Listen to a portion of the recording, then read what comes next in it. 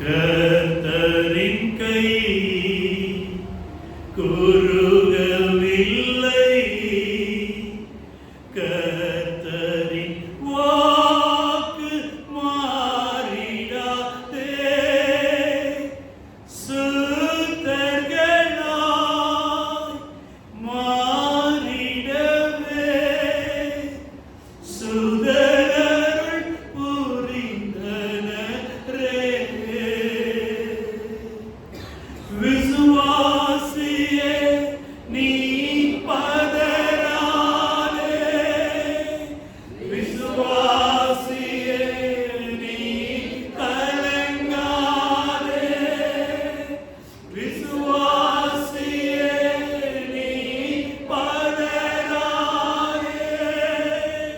விசுவாசியே நீ கலங்காதே. விசுவாசத்தால்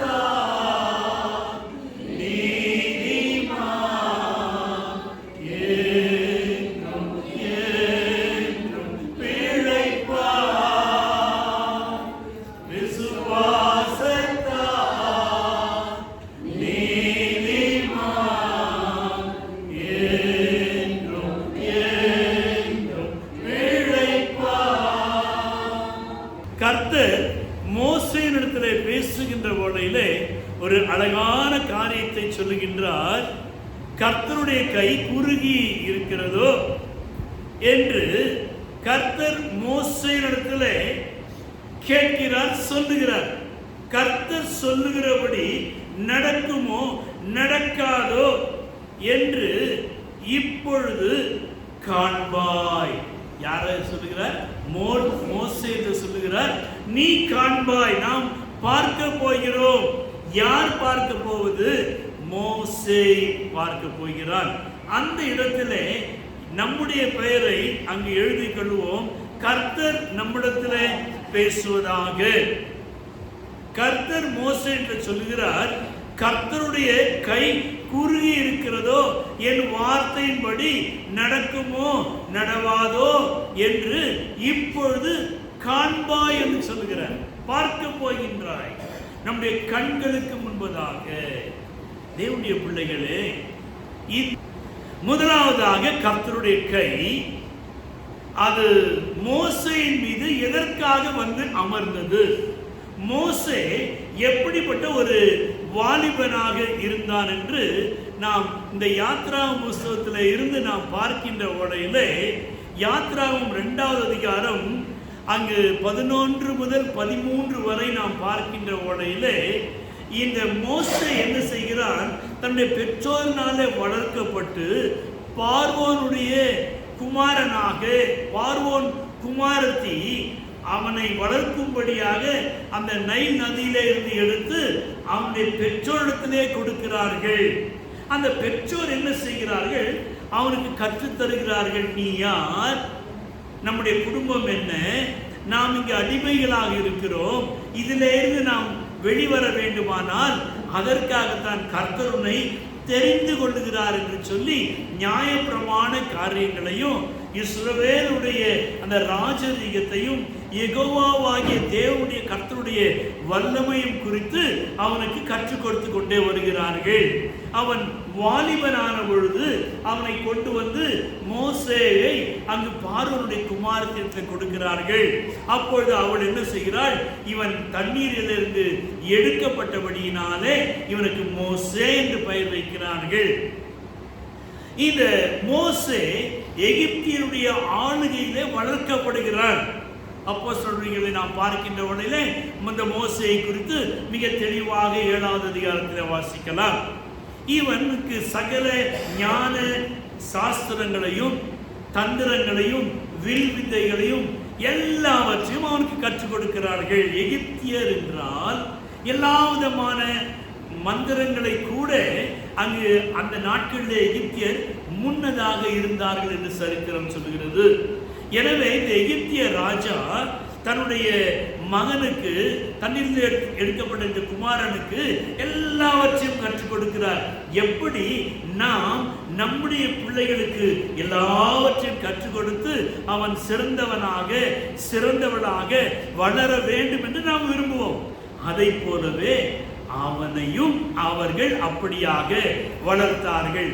அவ்வாறு வளர்த்து அவன் அங்கு பெரியவனான வேளையிலே இஸ்ரவேல் மக்கள் அந்த எகிப்தியரினாலே கொடுமைப்படுத்தப்படுகிறதை கண்டு ஒரு முறை என்ன செய்கிறான், அங்கு அந்த எகிப்தியனுக்கும் இஸ்ரவேலுக்கும் ஏற்பட்ட சண்டையிலே எகிப்தியனை அடித்து கொன்று அங்கு மணலில் புதைத்து விடுகிறான். அடுத்த நாள் இஸ்ரவேலுக்கும் சண்டை.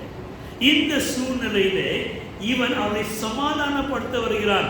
ஆனால் அங்கு அவன் பிரச்சனை வேறு மாறி நேற்று அவனை கொன்றாயே, இன்றைக்கு எங்களை கொல்ல போகிறாயோ என்ற வார்த்தையை கேட்ட மாத்திரத்திலே அங்கு அவன் என்ன செய்கிறான், வனாந்தரத்துக்கு ஓடுகிறான். இப்பொழுது மோசேயுடைய கரம் என்ன கரமாக இருந்து, ஆளுகையின் கரமாக, எல்லாவற்றையும் கற்றறிந்த கரமாக, ஞானமுள்ள கரமாக, எல்லாவற்றையும் எதை எப்படி செய்ய வேண்டும் என்று ஞானத்திலே அவனுடைய கரத்திலே கொடுக்கப்பட்டு அவன் கற்றுக்கொண்டான். இன்றைக்கு நாமும் கூட இப்படிதான் எல்லாவற்றையும் கற்றுக்கொண்டிருக்கிறோம். எனக்கு எல்லாம் தெரியும், என் பெற்றோர் கற்றுக் கொடுத்தார்கள், என்னுடைய பரம்பரை ஞானம் என்று சொல்லி நம்முடைய ஞானத்திலே, நம்முடைய அறிவிலே, நம்முடைய அழகிலே, நமக்கு இருக்கிற தாளந்துகளிலே நம்மை நாமே பெருமையாக நாம் எண்ணிக்கொண்டு இருக்கலாம். ஆனால் அங்கு நடைபெற்றது என்ன, அந்த சூழ்நிலையிலே தன்னுடைய ஜீவனை காப்பாற்றி கொள்ளும்படியாக மோசே வனாந்திரத்துக்கு ஓடுகின்றான். அவனுடைய தவறான ஆளுகையின் கரமாக அந்த கரம் இருந்தது. எனவே அவன் அங்கிருந்து துரத்தப்படுகிறான், அவன் ஓடுகிறான், தன்னுடைய ஜீவனை காப்பாற்றிக் கொள்ளும்படியாக. இன்றைக்கு அப்படித்தான் நாம் கூட என்னென்னமோ செஞ்சு பார்க்கிறோம். பிஎஸ்சி படிக்கிறாங்க, எம்எஸ்சி படிக்கிறாங்க, எம்காம் படிக்கிறாங்க, அப்புறம் பார்த்தா ஜுஜுலியும் போயிட்டு சாப்பாடு வேலை செய்யறாங்க. வேலை கிடைக்கல, பிரச்சனைகள் மாறிக்கொண்டே வருகிறது. படிக்கிறது ஒண்ணு, இடிக்கிறது இன்னொன்னு. ஆனால் தேவனுடைய பிள்ளைகளே, உன் மீது கர்த்தருடைய கரம் இருக்கும் என்றால் தன் காலத்திலே தன் கனியை தந்து இலையுதிராதிருக்கிற ஆமென். அப்படியாக கர்த்தர் நம்மை வளர்க்க வேண்டுமானால் கர்த்தருடைய கரம் நம் மீது இருக்க வேண்டும். இந்த தவறான ஆளுகையிலே இவன் என்ன செய்கிறான், அந்த வனாந்திரத்திலே துரத்தப்பட்ட வேளையிலே அந்த இடத்திலே யாத்ராகமம் 2வது அதிகாரத்திலே பார்க்கிறோம் 16வது வசனத்திலே, மீதியான் தேசத்து ஆசாரியனாகிய ரெகுவேலின் குமாரத்திகள் அங்கு ஆடுகளை மேய்த்துக் கொண்டிருக்கிறார்கள். அந்த ஆடுகளுக்காக அவன் தண்ணீர் நிரப்பி அவன் என்ன செய்கிறான், அந்த ஆசாரியனுடைய வீட்டில் கடந்து வருகிறான். The direction of the Lord, ஆண்டவருடைய நடத்துதலை பாருங்கள். நம்முடைய ஒவ்வொருடைய வாழ்க்கையிலும் God have a certain plan, certain design, so he want to direct as his will. அவருடைய சித்தத்தின் பிரகாரமாகத்தான் நம்மை நடத்தி கொண்டு வருகிறாரே தவிர்த்து நம்முடைய சித்தத்தின் பிரகாரமாக அல்ல. நாம் யோசிக்கிறோம், நான் நினைக்கிறதெல்லாம் நடக்கிறது இல்லை. உடனே என்ன பாடுபடுறோம், நினைப்போதல்லோ நடந்து விட்டோம். ஏன் இதெல்லாம்? தேவனுடைய பிள்ளையே, you have to surrender your life to the Lord's hand. அவருடைய கரத்திலே ஒப்பு கொடுக்கின்ற வேளையிலே அவருடைய சித்தம் போல் என்னை என்றும் தற்பரனே நீ நடத்தும், என் சித்தமோ ஒன்றும் வேண்டாம், என் பிரியனே என் இயேசுவே, என் சித்தமோ ஒன்றும் வேண்டாம், என் பிரியனே என் இயேசுவே. தேவனுடைய பிள்ளைகளே, அவருடைய சித்தத்தை நாம் அறிந்து கொள்ள வேண்டும். அவருடைய சித்தத்தை அறிந்து கொள்ள வேண்டுமானால் நம்முடைய சித்தத்திற்கு ஒரு ஃபுல் ஸ்டாப் வைக்க வேண்டும். ஆமென். அதுதான்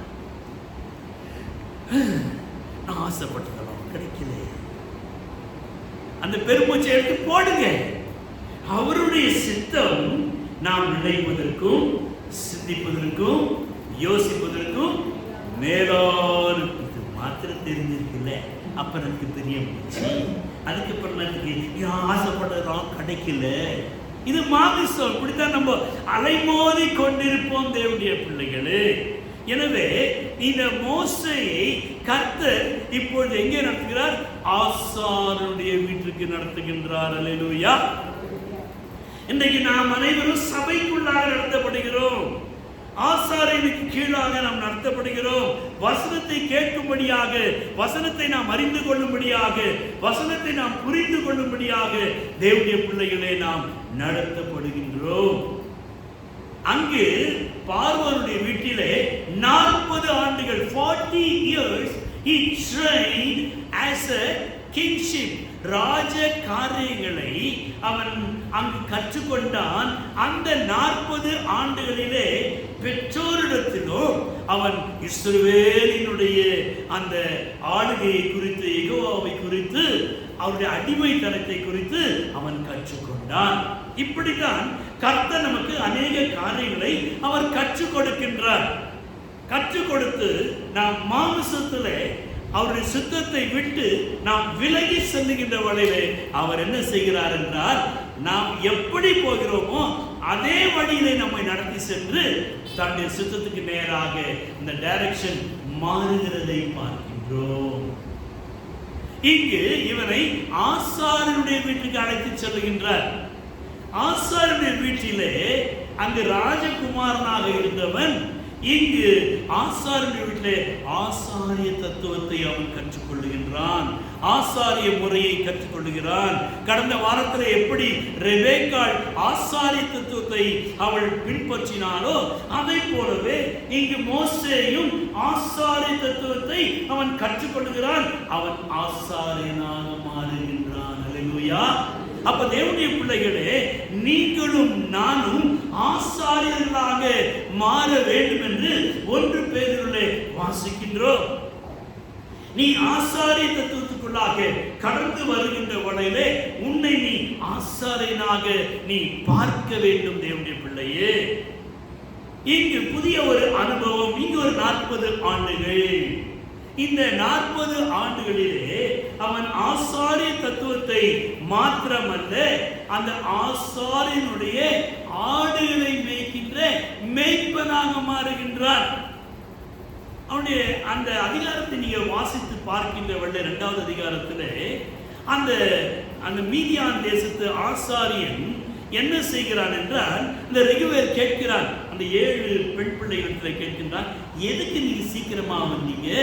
அப்பொழுது அவர்கள் சொல்லுகிறார்கள், ஒரு எகிப்தியன் எங்களுடைய ஆடுகளுக்கு தண்ணீர் காண்பித்து எங்களை காப்பாற்றி கொண்டு வந்தார் என்று சொல்லி. ஆனால் இவன் இஸ்ரவேலன், பிறப்பிலே இஸ்ரவேலன். ஆனால் அவனுடைய நடை உடை பாவனைகள் அனைத்தும், அவன் வைத்திருக்கிற அந்த கோல், அவன் போட்டிருக்கிற செருப்பு, அவனுடைய ஆடைகள் முழுத்தோ எகிப்திய தன்மை, ஒரு ராஜரீகத்தை, அது ஆளுகையை காண்பிக்கிறது. ஆனால் அவைகளை ஆசாரியனுடைய வீட்டுக்கு வருகின்ற உடனே அந்த டிரெஸ்ஸை கட்டிட்டு ஆசாரிய முறைகளுக்கான ஆடைகளை அவன் அங்கு உடுத்திருக்கப்படுகின்றான். அல்லேலூயா. தேவனுடைய பிள்ளைகளை, உங்களை கூட நம்மை கூட கர்த்தர் செய்கிறாரு.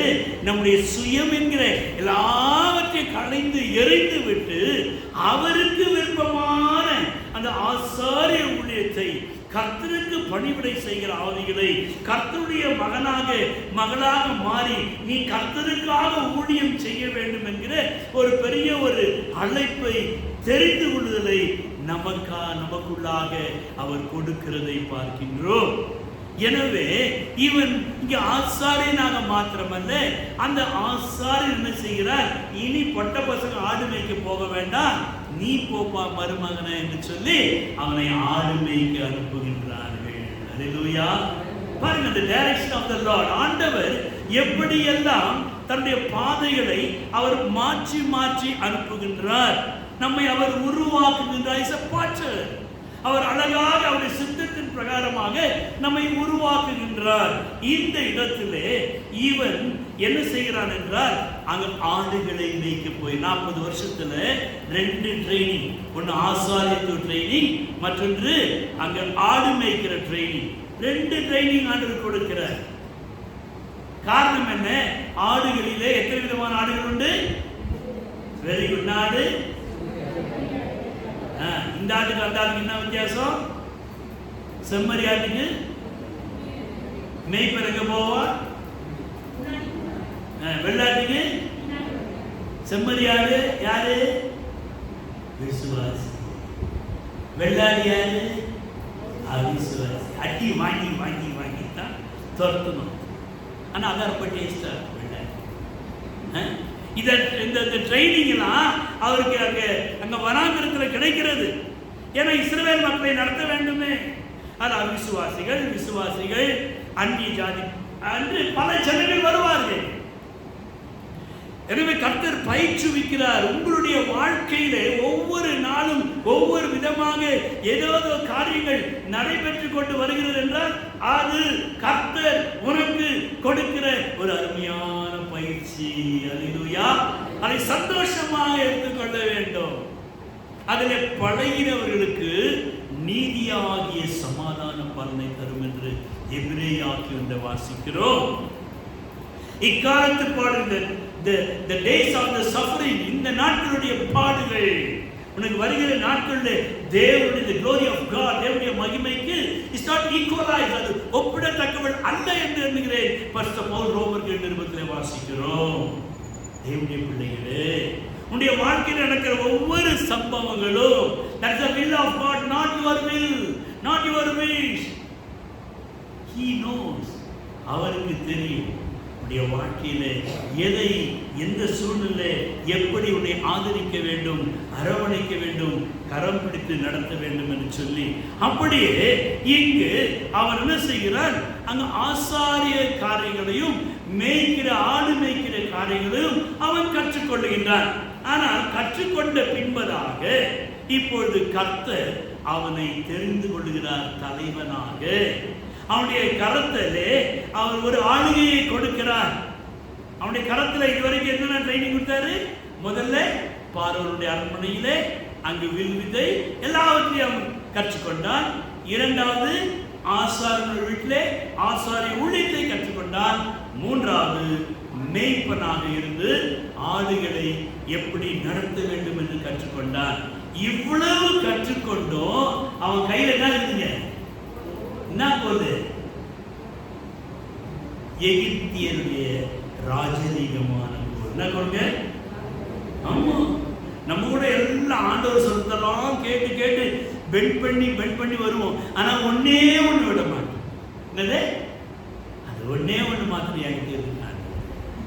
ஆண்டவர் சொல்ற அதுதான் எனக்கு தெரியும், அதுதான் எனக்கு கையில வச்சுக்கிட்டு இருக்க பாரு, பிடிச்சிக்கிட்டு இருக்க பாரு, அது இன்னும் நம்மளுக்கே தெரியல.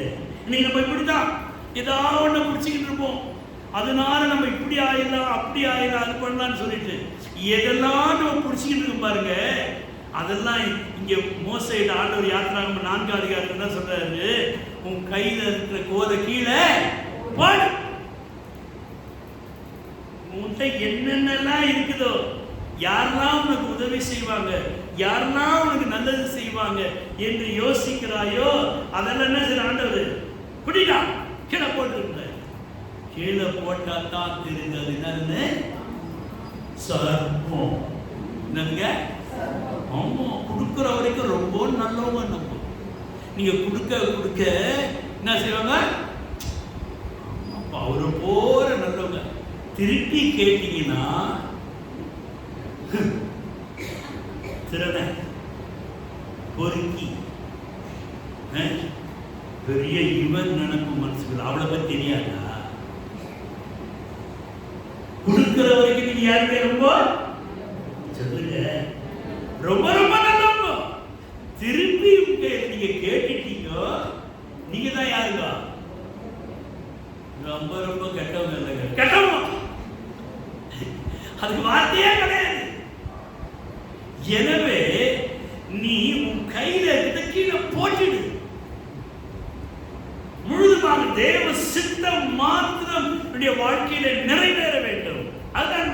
நம்முடைய தேவனுடைய சித்தத்தை நாம் அறிந்து செயல்படுவது. அவன் கீழே போட்ட வலையிலே அது என்ன ஆயிடுச்சுங்க? சர்ப்பமானது. சர்ப்பமான உடனே அவன் அதற்கு என்ன செய்யறான்? விலகி ஓடுகிறான்.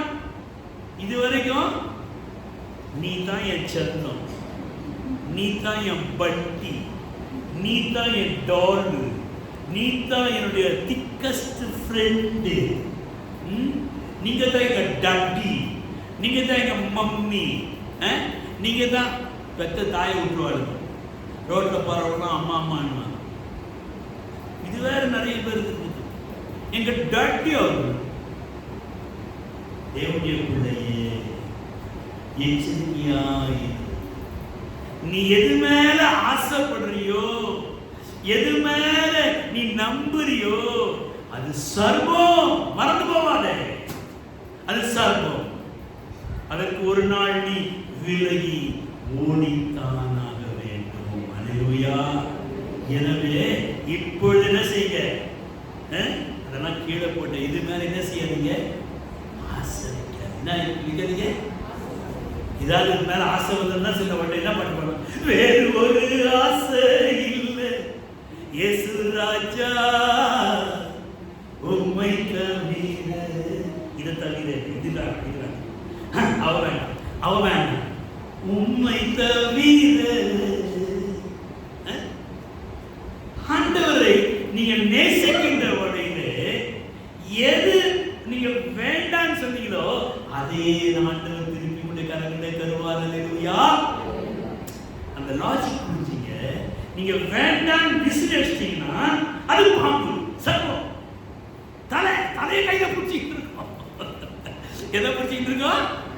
எந்த நேரம் குத்தம் தெரியாது, குத்திட்ட பிறகுதான் தெரியும். ஐயோ, இவ்வளோ நான் அன்பு செலுத்தினேன், இவ்வளோ பணம் செலவு பண்ணேன், இவ்வளோ அந்த பிள்ளைய நேசிச்சேன்னு, என் பிள்ளை போல நேசிச்சேன்னு, கடைசியில் என்ன செஞ்சிச்சு? என்னையே குத்திருச்சு. ஏன்னா கையில என்ன பிடிச்சிட்டு இருக்க? பாம்பு தலையை பிடிச்சிட்டு இருக்க. அல்லேலூயா. தேவனுடைய பிள்ளை இன்றைக்கு இப்படிதான் நம்ம இருக்கிறோம். நமக்கே தெரியாம என்ன செய்யறோம்? எல்லார் மேலையும் ஆசை, பாசம், அன்பு இவரை நாம் செலுத்துகிறோம். ஆனா அவன் மேல மாத்திரம் என்ன செய்யறோம்? கம்மி பண்ணிடுறோம். அவரை நேசிப்பதை, அவருடைய சித்தத்தை அறிந்து கொள்வதை கம்மி பண்றோம். ஆண்டவர் சிலரை கீழே போட்டவுடனே என்ன செய்யறாங்க? பேசத்திலே ரெண்டு பேரும் ஐயோ, ஏன் அவ்வளவு ஒன்றுக்குள்ள ஒன்று இருந்தீங்க? ராமர் லக்ஷ்மணர் மாதிரி இருந்தீங்க. வரும் நாடு வரும், நீ எதெல்லாம் ஒட்டிக்கிட்டு இருக்கியோ அதெல்லாம் செய்யணும். டக் டக் டக்குன்னு குத்தம். தேவனுடைய பிள்ளையே எச்சரிக்கையான். இவன் விலகி ஓடினான். ஆண்டவர் பார்த்த அதனுடைய எதை பற்றி சொன்னார்?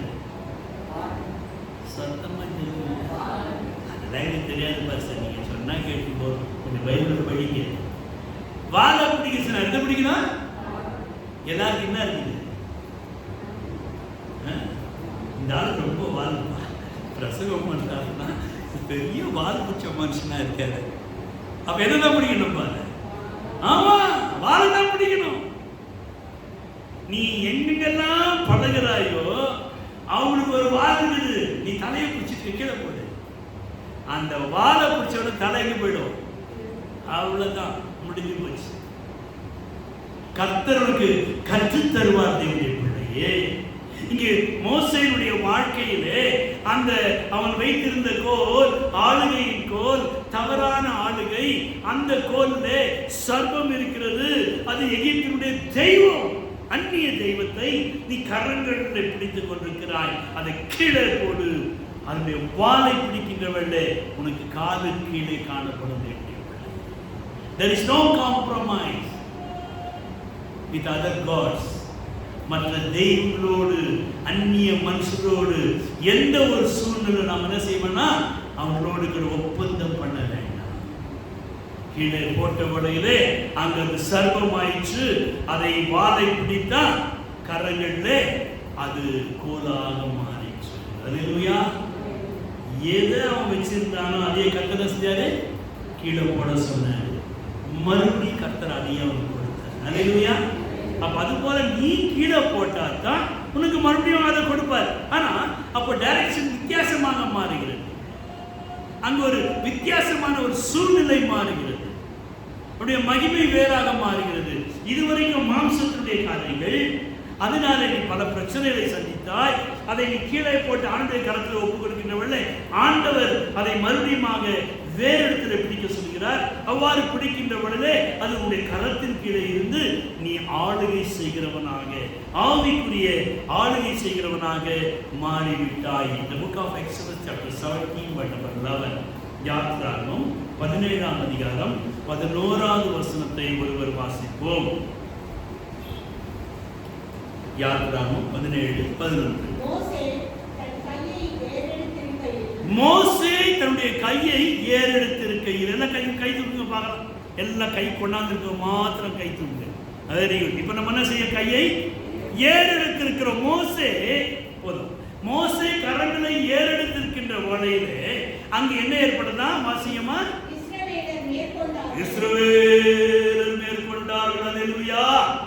உன்னுடைய ஜெபிக்கின்ற வேளையிலே சாலமோன் ராஜா அவன் என்ன செய்யறான்? 2 நாளாவதுல வாசிக்கிறோம். அவன் தன்னுடைய 2 கரங்களை உயர்த்தி கொண்டு, நான் ஒன்றுமில்லை ஆண்டவரே, ஐ அம் டோட்டலி ஜீரோ என்று சொல்லி அவன் கட்டின தேவாலயத்திலே கரங்களை உயர்த்தி செபிக்கின்றான்.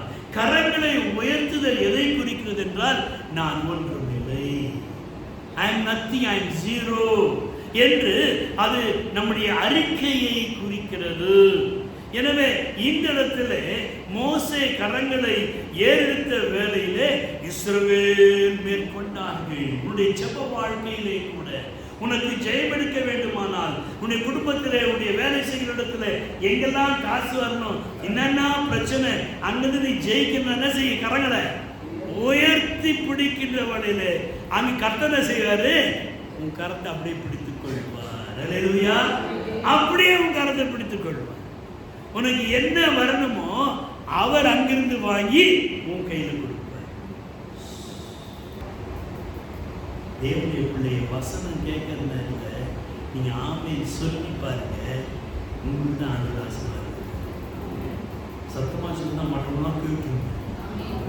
ஏன்னா நமக்குள்ள ரொம்ப மரியாதை, பார்த்துட்டு தான் நம்ம இப்படி வர்றோம், உள்ள போனதான் தெரியும் நம்ம நிலைமை என்ன. தேவனுடைய பிள்ளையே இப்படிப்பட்ட போது என்ன செய்தி, கீழே இங்கு என்ன வாசிக்கிறோம்? மோசே கரங்களை உயர்த்தின வேளையில அங்கு இஸ்ரவேல் மேற்கொண்டார். நீ மேற்கொள்ள வேண்டுமானால் உடைய ஜெப வாழ்க்கையில கைகளை தூக்கி ஜெபம் பண்ணு, ஸ்தோத்திரம் பண்ணி ஜெபம் பண்ணு. அப்பொழுது பார், எல்லாம் உன் கையில வந்துடும்.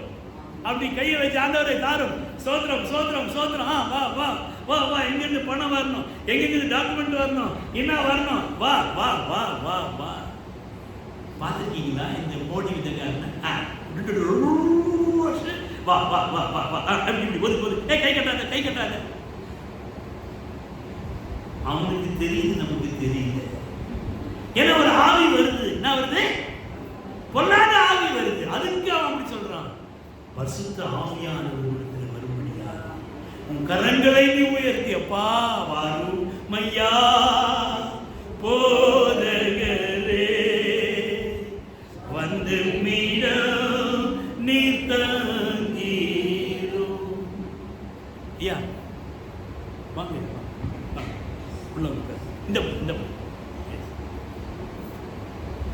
எல்லாரும் தான் செய்யணும். ஒருத்தரை உள்ள கூப்பிடுறதுக்கு வாயில மாத்திரம் இல்லை, கையில தான் செய்யறோம். வாங்க வாங்க வாங்க வாங்க வாங்க. அதை போலத்தான் நம்ம கரங்களை உயர்த்தி அவர்களை இந்த அமலேக்கியர் தோற்கடிக்க முடியாய் இங்க மோசே கரங்களை உயர்த்தினான்.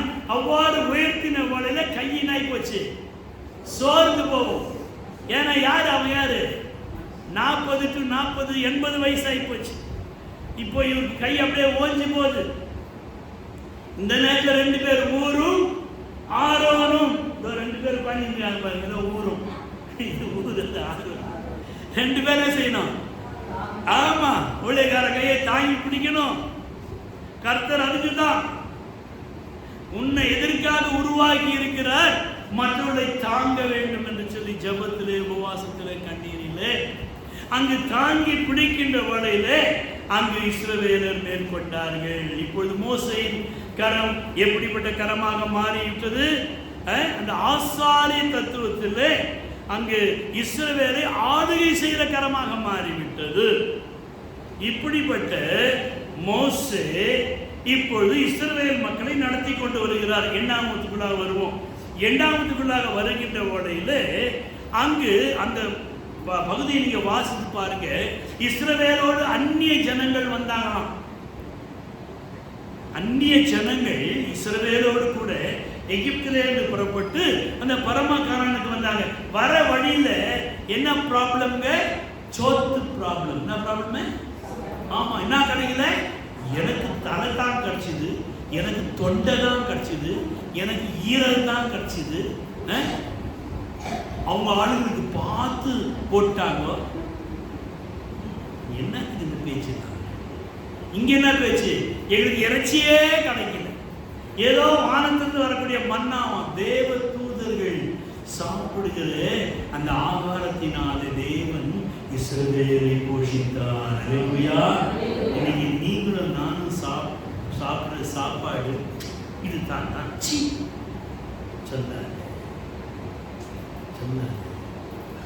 ஈரான்ல அங்கே போய் பாருங்க, பலஸ்தீனாவுக்கு போய் பாருங்க, சின்ன பிள்ளைங்க ஒரு சாப்பாட்டு கழுவுறாங்க. தேவனுடைய பிள்ளையை தேவன் உனக்கு கொடுத்திருக்கிற ஒவ்வொரு ஆகாரத்தையும் நீ வைத்து ஜெபித்து நன்றி செலுத்தி அதை கொண்டு பாரு. கூட இருக்கவங்க மத்தியில நீ ஜெபம் பண்ணி சாப்பிட வேலை செய்ய மற்றவங்க பார்க்கிறாங்கன்னு யோசிக்க. இறைச்சி வேண்டும் என்று அந்நிய இஸ்ரவேலை அவங்க சொல்றாங்க, நாங்க எகிப்தில கீரை காய்களையும் கொம்மட்டி காய்களையும் சாப்பிட்டு எதுக்கு மத்தியில பாதிக்குமா? இறைச்சியின் பாத்திரங்கள் அண்டையிலே உட்காரு. அப்படின்னா யாரு? இஸ்ரேல் மக்கள். குக்கு யாருக்கு? எகிப்தியருக்கு என்ன செய்யறாங்க? கறியை வறுக்கிறாங்க, மீனை வறுக்கிறாங்க. மூக்குல தான் ஏறுது, நாக்குல ஊறுது, ஆனா தொட்டு சாப்பிட முடியாது. ஏன்? அங்க ஒருத்தர் எகிப்திய உட்காந்துட்டு இருக்கான். டேஸ்ட் அவன் தான் பார்ப்பான். உனக்கு மூக்குல ஏறுறதுக்கு தான் எகிப்துக்கு திருப்பி போகணுன்ற. நீ சாப்பிடுதுன்னா வெறும் கொம்பட்டி காய், கசப்பு காயோ இந்த கீரையும் இந்த காய்கறியும் தான் அங்க தின்னுட்டு இருந்தேன். அங்கிருந்து உன்னை ஆண்டவர் கொண்டு வந்து இவ்வளவு ராஜாக்களுடைய போஜனத்தை காட்டிலும் மேலான தேவத்தினுடைய போஜனத்தினாலே நம்மை நடத்தி கொண்டு வருகிறாரே. உன் சாப்பாட்டை குறிச்சு குறை சொல்ல, உன் வீட்டில் என்ன இருக்குதோ அது சந்தோஷமா சாப்பிடு, திருப்தியா சாப்பிடு, அதை ஆசீர்வதித்து சாப்பிடு, இல்லாதவங்களை நினைச்சு பார்த்து சாப்பிடு. இந்த இஸ்ரவேல் மக்கள் அந்நியரோடு சேர்ந்தபடியினால் இதுல பிரச்சனை வந்தது. முறையிடுகிறார்கள் மோசே. மோசே என்ன சொல்கிறான்? இப்பா நான் ஒரு மனுஷனை தாங்க முடியாது. அப்பொழுது கர்த்தர் என்ன சொல்கிறார்? 70 பேரை ஒன்றா சேர்க்க சொல்றேன். 70 என்பது பூரணம். மூப்பர்களை அங்கு என்ன செய்கிறார்கள்? அங்கு ஒன்று சேர்க்கும்படியாக சொல்லுகிறார்கள். அவ்வாறு மூப்பர்கள் ஒன்று சேருகின்ற வேளையிலே அங்கு என்ன ஏற்படுகிறது என்றால், மோசே ஜெபிக்கின்றான். மோசே மீது இருந்த ஆவியானது இந்த 70 பேர் மீதும் இறங்குகின்றது. அல்லேலூயா. கர்த்தருடைய கரம் பாருங்க, மோசேயின் மீது இறங்கினது. மோசேயை கர்த்தர் மாற்றினார். இப்பொழுது மோசேயுடைய கரம் இந்த 70 மூப்பர்கள் மீது இறங்குகின்றவர்கள 2 மூப்பர்கள் இஸ்ரவேலின் பாளையத்திற்குள்ளாக இருந்து விட்டார்களாம். வாலிபனாகி யோசுவா சொல்லுகிறார், அந்த 2 பேர் பாளையத்தில் இருந்து தீர்க்க தரிசனம் சொல்லுகிறார்கள். அவனை நிறுத்த சொல்லுங்கள் என்று மோசே. அப்பொழுது மோசே சொல்லுகிறார், இஸ்ரவேல் மக்கள் அனைவரும் தீர்க்கதரிசிகளாக பரிசுத்த ஆவியானவர் இறங்குவார் என்றால் அது ஆசீர்வாதமாக இருக்கும் என்றவர். அவன் அழுது அவன் ஜெபித்து அவன் புலம்புகிறதை பார்க்கிறோம். தேவனுடைய பிள்ளையே, கர்த்தருடைய ஆவியானவர் ஒருவருக்கும் தூரமானவர் அல்ல. உன் மீது அவர் இறங்க அவர் ஆயத்தமாயிருக்கிறார். உன் மீது இறங்கி உன்னையும் தீர்க்கதரிசியாக மாற்ற விரும்புகிறார். எனவே இஸ்ரவேல் மக்கள் அங்கு கர்த்தருடைய கை மோசேயுடைய கையாக அது மாறும்படியாக அங்கு எகிப்தினுடைய ஆளுகை கரமாக இருந்தது. அந்த கரத்தை மாற்றி ஆசாய கரமாக மாற்றி, ஆடுகளை மேய்க்கும் கரமாக மாற்றி, மறுபடியுமாக இஸ்ரவேலை ஆளுகை செய்யும்படியாக மாறி, கடைசியிலே மூப்பர்கள் மீதும் அந்த ஆவியானவர் இறங்கி எல்லாருடைய கரங்களும் ஆளுகை செய்கிற அந்த ஆவிக்குரிய தீர்க்கதரிசன வகங்களினாலே நிரப்பப்பட்டவர்களாக மாற்றப்பட்டார். இன்றைக்கு கர்த்தர் உன்னுடைய கரங்களை நீ ஒப்புக் கொடுப்பாய் என்றால் உன்னையும் அவர் தீர்க்கதரிசியாக மாற்ற விரும்புகிறார். அப்படியே நாம் என்னுடைய சமூகத்தை எழுதியிருப்போம். ஆண்டவரே, என்னையும் கூட அப்படிப்பட்ட ஒரு தீர்க்கதரிசியாக என்னை மாற்றும். ஆண்டவரே, உன்னுடைய கரங்களை ஒப்புக் கொடுக்கிறேன் என்று சொன்ன நம்முடைய கரங்களை வானத்துக்கு நேராக உயர்த்தி, நான் ஒன்றுமில்லை, நான் ஒன்றுமில்லை ஆண்டவரே, என் கருத்தில் என்னெல்லாம் தேவை ஒருவர் என் பிரச்சனைகள், என் வியாதி, என் கஷ்டம், என் போராட்டம், என் நஷ்டம், என் பணத்தை கொடுத்துட்டு ஆண்டவரே திருப்பி தரமாட்டேங்கிறாங்க சுவாமி, ஏமாத்துறாங்க ஐயா. நான் எவ்வளோ பிரச்சனைகள் மத்தியிலே இருந்து ஏமாந்துட்டேன் ஆண்டவரே. நான் சர்வம் தெரியாமல் கொடுத்துட்டேன் சுவாமி. ஆண்டவரே, இந்த நேரம் எனக்கு வரணும், இந்த டாக்குமெண்ட் எனக்கு வரணும், இந்த பிரச்சனைக்கு முடிவு வரணும் சுவாமி. என் குடும்பத்தில் என்னை மதிக்கிறதுல நான் ஆளுகை செய்வேன். கரங்களை உயர்த்தி ஆண்டவருடைய மனசுல இருந்து வாயில திறந்து கேள்வி ஆண்டவரே, நிச்சயமாகவே கர்த்தர் இந்த மாதத்தில் உடைய கரத்தை அவர் பிடித்து ஆளுகையின் கரமாக, அபிஷேகத்தின் கரமாக, தீர்க்கதரிசியின் கரமாக, அற்புதங்களை செய்கிற கரமாக இந்த கரத்தை அவர் மாற்ற வல்லவராக இருக்கிறார். எனவே ஆண்டவரே, என்னுடைய கரத்தை என்னுடைய கரத்தை பிடித்துக் கொண்டு என் கரத்தை பிடித்து அந்த கேள்வி உள்ளத்திலே இந்த அடியாளத்திலே கேட்கிறதே நீ கையின் பிரயாசம் எவராசம் இரண்டால் அவருடைய கரத்தில் அவருடைய கரமாக மாறி